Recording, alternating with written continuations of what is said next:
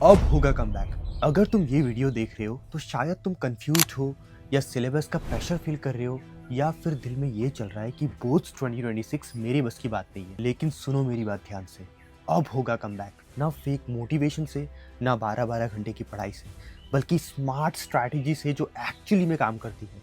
आज इस वीडियो में मैं बताऊंगा क्या पढ़ना है, क्या पहले पढ़ना है और कैसे कम टाइम में मैक्सिमम मार्क्स लाने हैं। सबसे पहला रूल, कुछ भी ब्लाइंडली मत पढ़ो। कोई भी चैप्टर स्टार्ट करने से पहले लेटेस्ट सीबीएसई सिलेबस जरूर चेक कर लेना है, या फिर तुम किसी और बोर्ड से हो तो उसका सिलेबस भी जरूर चेक कर लेना। हर साल चैप्टर्स और एक्सरसाइजेस डिलीट होती है, लेकिन बहुत सारे स्टूडेंट्स यही मिस्टेक करते हैं कि उन्हीं चैप्टर्स या फिर उन्हीं एक्सरसाइजेस में अपना टाइम निकाल देते हैं। याद रखो, हार्ड वर्क नहीं, रेलेवेंट वर्क और स्मार्ट वर्क करना है। अब बात करते हैं स्मार्ट चैप्टर प्रायोरिटाइजेशन की। अगर तुम्हारा एम है 95% से ऊपर लाना, तो इवेंचुअली तुमको सारा सिलेबस कंप्लीट करना ही पड़ेगा। लेकिन अगर प्रिपरेशन वीक है या फिर टाइम कम है तुम्हारे पास, तो हाई वेटेज चैप्टर्स पे पहले फोकस करो। अगर साइंस की बात करें तो सबसे इंपॉर्टेंट चैप्टर्स की लिस्ट में आते हैं light, reflection and refraction, life process, electricity, carbon compound, chemical reaction and equation, metals and non metals, reproduction और कंट्रोल एंड कोऑर्डिनेशन। ये चैप्टर्स हर बार बोर्ड्स में रिपीटेडली पूछे जाते हैं, इसलिए इन पे ज्यादा फोकस करो। और अगर मैथमेटिक्स की बात करें तो इन चैप्टर्स को तो कभी इग्नोर मत करना। सबसे पहले pair of linear equation in two variables, बहुत इंपॉर्टेंट चैप्टर है भाई,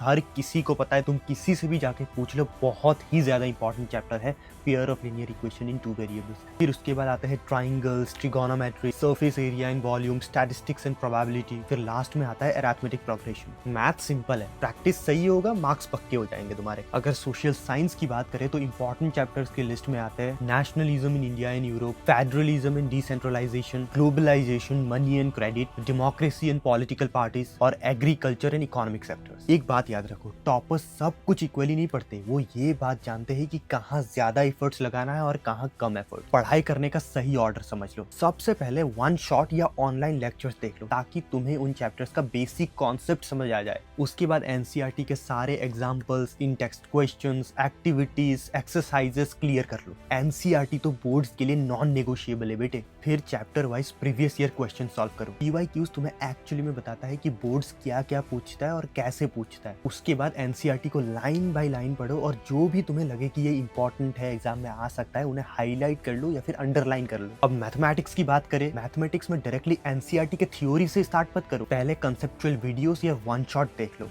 एक्सरसाइज वाइज पढ़ाई करो, थ्योरी देखो और क्वेश्चंस तुरंत सॉल्व करो। मैं तो कहता हूँ एनसीईआरटी तुम पूरी की पूरी ही सॉल्व कर लो अगर पॉसिबल हो। क्वेश्चन बैंक सॉल्व करो, लेकिन आरडी शर्मा या आरएस अग्रवाल ऐसी बुक्स में सजेस्ट नहीं करता तुम। मैथ्स के लिए सैंपल पेपर्स बहुत इंपॉर्टेंट है। एक बात याद रखना, 2.5 घंटे में फुल सैंपल पेपर सॉल्व करने की डेली प्रैक्टिस करो। इससे तुम्हारा मोमेंटम स्ट्रांग हो जाता है और एग्जाम में जाके तुमको बहुत ज्यादा हेल्प मिलती है, क्योंकि तुमने पहले ही प्रैक्टिस करके रखा है। अब अगर ऑप्शनल सब्जेक्ट्स की बात करें, ऑप्शनल सब्जेक्ट्स को ईयर के शुरू से ही पढ़ने की जरूरत नहीं है। एंड ऑफ जनवरी तक उन्हें साइड में रखो और 6-7 दिन में पूरा सिलेबस कंप्लीट कर लो। YouTube one shot, previous year paper या पीडीएफ से शुरू करो। अब सैंपल पेपर्स के बारे में एक इंपॉर्टेंट बात, हर सब्जेक्ट के लिए बहुत ज्यादा सैंपल पेपर सॉल्व करने की जरूरत नहीं है। अगर तुम्हारा सिलेबस कंप्लीट नहीं हुआ है तो सैंपल पेपर्स को एमसीक्यू के लिए यूज कर लो। और साइंस और इंग्लिश में सैंपल पेपर बहुत ज्यादा यूजफुल होते हैं। और बाकी सब्जेक्ट्स में चैप्टर वाइज प्रैक्टिस कर लो, बहुत ज्यादा काफी है। अब time table versus two do list देखो, अगर तुमने फिक्स टाइम टेबल बना लिया तो ज्यादा दिन तक फॉलो नहीं होता, वो तो गारंटी के साथ में बोल सकता हूं, और तुमको भी वो बात पता है।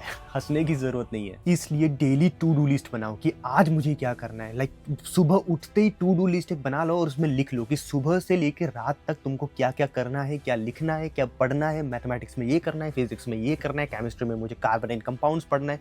Like completely to do list एक दिन का बना लो, लाइक डेली बनाओ। तुम आवर्स काउंट मत करो, प्रोग्रेस काउंट करो, वही तुम्हें 95% 99% तक लेके जा सकता है। अगर तुम क्लास 10 में हो और बोर्ड्स देने वाले हो और अगर तुम्हें लग रहा है कि तुम पीछे हो, तो याद रखना एक बात, ये मैं बोल रहा हूँ और तुम याद रखना हमेशा के लिए अपने माइंड में कि बोर्ड्स तुम्हारा पास्ट कभी नहीं देखता कि पास्ट में तुमने क्या गलतियां करी है, क्या तुमने पढ़ा है, क्या नहीं पढ़ा है।